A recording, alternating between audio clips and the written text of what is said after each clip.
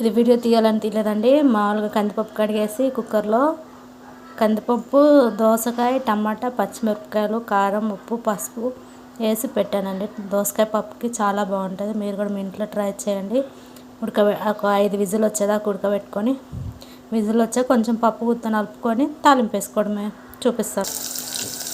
తాలింపుకి oil, తాలింపు గింజలు, ఆవాలు, జీలకర్ర, ఎండుమిరపకాయలు, ఆనియన్స్ మంచిగా ఫ్రై అవ్వాలండి. గోల్డ్ కలర్ వచ్చేదాకా. స్మెల్ అయితే బాగా వస్తుందండి. మంచిగా ఎగినాయి కదా. దీంట్లో కొంచెం చిన్న ఉల్లిపాయలు కచ్చపచ్చదనం చేశానండి. కరివేపాకు మంచిగా ఫ్రై అయింది. ఇప్పుడు రుబ్బుకున్న పప్పులోకి వేసుకోవాలి. రుబ్బుకున్న పప్పులోకి తాలింపు వేస్తానండి. స్మెల్ అయితే సూపర్ వస్తుంది. వేడి వేడి రైస్లోకైనా చపాతీలోకైనా చాలా బాగుంటుందండి. మీరు పలసగా చేసుకున్న వాళ్ళైతే పలసగా చేసుకోవచ్చు, చిక్కగా చేసుకున్న వాళ్ళైతే చిక్కగా చేసుకోవచ్చు. నేను చిక్కగానే చేశానండి. చూసారు ఎంత చిక్కగా ఉందో. చపాతీలోకైనా రైస్లోకైనా చాలా బాగుంటుంది. మంచిగా తెరనివ్వాలి. మంచిగా మసాలాలు అది అంత పప్పు అంతా. ఎంతో టేస్టీగా ఉన్న దోసకాయ పప్పు రెడీ కదండి.